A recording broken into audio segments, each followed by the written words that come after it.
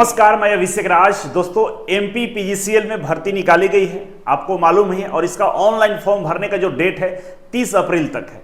दो कैटेगरी में भर्ती है, एक मैकेनिकल ग्रुप है और एक इलेक्ट्रिकल ग्रुप है। दोनों का सिलेबस इसके ऑफिशियल वेबसाइट पे अपलोड कर दिया गया है, सिलेबस जारी कर दिया गया है। आज हम इस वीडियो में इसी सिलेबस के पैटर्न को समझने वाले हैं कि सिलेबस आपके अनुकूल है या नहीं है, या इस सिलेबस के अकॉर्डिंग हम कैसे तैयारी करें। ठीक है, जो लोग फॉर्म नहीं भरे हैं उनके लिए मैं बता दूं कि इसमें जो सीटों की संख्या है टोटल 191 है। मैकेनिकल और इलेक्ट्रिकल दोनों को जोड़ दें तो 191 सीटों की संख्या है। और सैलरी की बात करें तो लगभग 35 से 40 हज़ार रुपये आपको मिलने वाले हैं। इसका फॉर्म का जो आखिरी डेट है 30 अप्रैल रखा गया है। तो अगर आप इलेक्ट्रीशियन से हैं, वायरमैन से, इलेक्ट्रॉनिक्स से, इंस्ट्रूमेंट मैकेनिक से हैं, या फिर फिटर से हैं, मशीनिस्ट हैं, वेल्डर से हैं, डीजल हैं और मोटर मैकेनिक से हैं, तो आपको ये फॉर्म भरना चाहिए। आप मध्य प्रदेश के निवासी हैं या मध्य प्रदेश के बाहर के भी हैं, सभी लोग इसमें अप्लाई कर सकता है। इस फॉर्म में जो दो कैटेगरी बनाई गई है, पहला इलेक्ट्रिकल ग्रुप और दूसरा मैकेनिकल ग्रुप। इलेक्ट्रिकल ग्रुप में जो इलेक्ट्रीशियन, वायरमैन, इलेक्ट्रॉनिक्स मैकेनिक्स और इंस्ट्रूमेंट मैकेनिक्स, इन सबका सिलेबस कॉमन है। मतलब इसके लिए अलग से कोर्स है, एक ही कोर्स में ये सब लोग तैयारी करेंगे।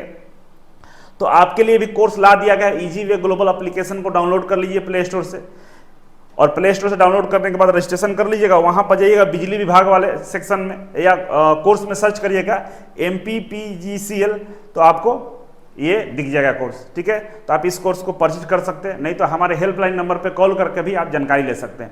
जो मैकेनिकल वाले ग्रुप वाले बच्चे, जो फिटर्स हैं, मशीनिस्ट है, वेल्डर, डीजल और मोटर मैकेनिक्स वाले हैं, वो इस कोर्स को परचेज करेंगे। कोर्स की प्राइस 999 रुपये है। आप इसके थ्रू तैयारी कर सकते हैं। पूरा बेहतर कोर्स है, इसमें सब चीज़ आपको मिलेगा। ठीक है, तो कोर्स जरूर खरीद लीजिएगा। अब आते हैं सिलेबस से पहले थोड़ा सा ब्रीफ कर देते हैं इसमें क्या क्या चीज़ें दी गई है। महत्वपूर्ण तिथियों की हम बात करें तो जो फॉर्म भरने का जो डेट था वो 2/4 से स्टार्ट हुआ था। ठीक है, 2/4 से स्टार्ट हो गया था।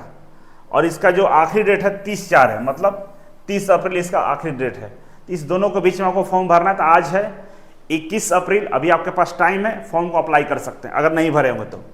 अब बढ़ते हैं आगे।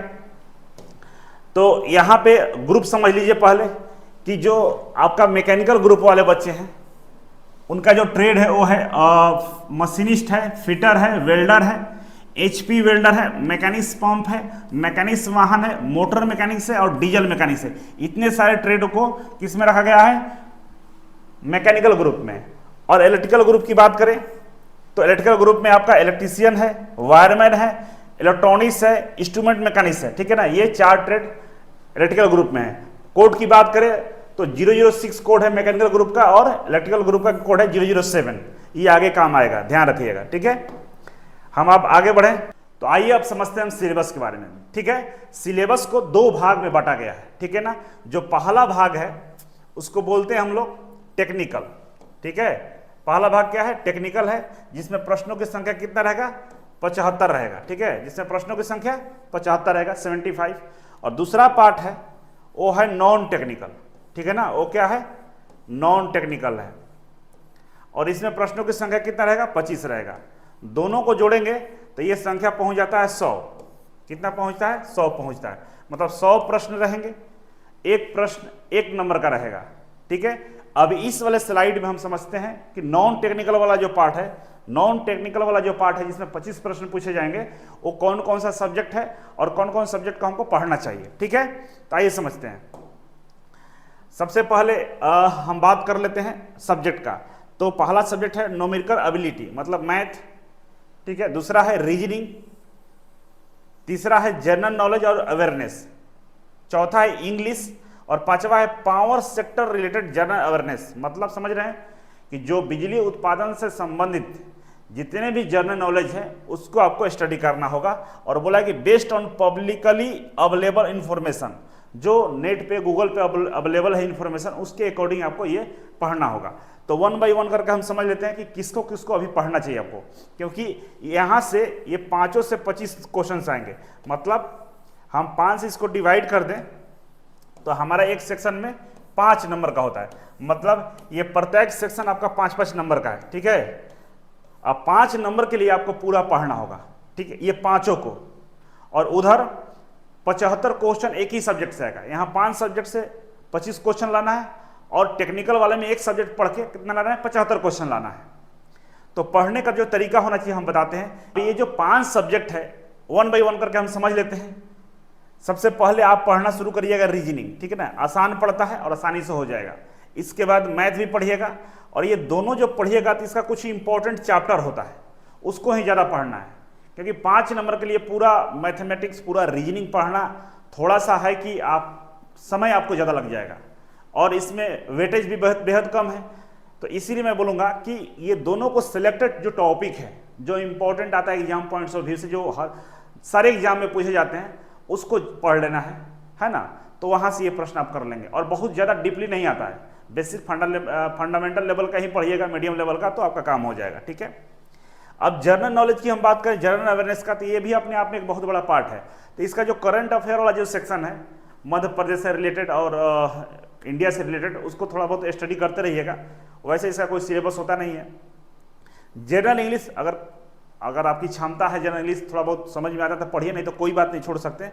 और ये पावर सेक्टर से रिलेटेड समझ लीजिए कि जितने भी बिजली विभाग में आपके मध्य प्रदेश का, एमपी पीजीसीएल का जितना भी रिलेटेड उसके हिस्ट्री है, उस सबको पढ़ लेना है।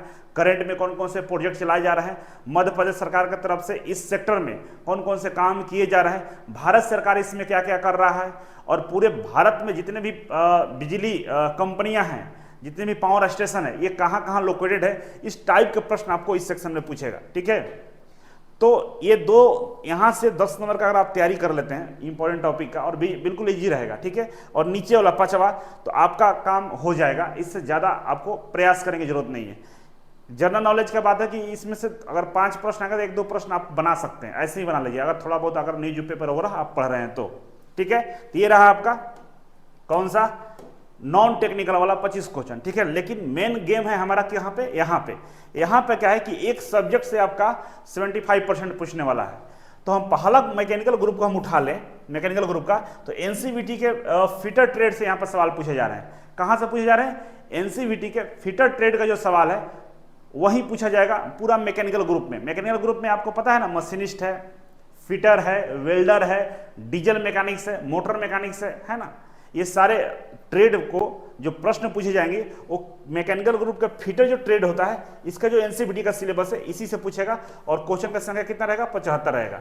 और इस बात का 100% गारंटी है कि अगर आप मैकेनिकल ग्रुप का प्रश्नों को हमारे यहाँ से स्टडी करते हैं, पढ़ाई करते हैं, तो 100% क्वेश्चन आपका मैच कर जाएगा, क्योंकि सिलेबस में मेंशन है कि सब एनसीवीटी के सिलेबस से पूछेगा। और हमारा रिकॉर्ड रहा है कि हर एग्जाम में हमारे 100% क्वेश्चन आपका मैच कर जाते हैं, ठीक है।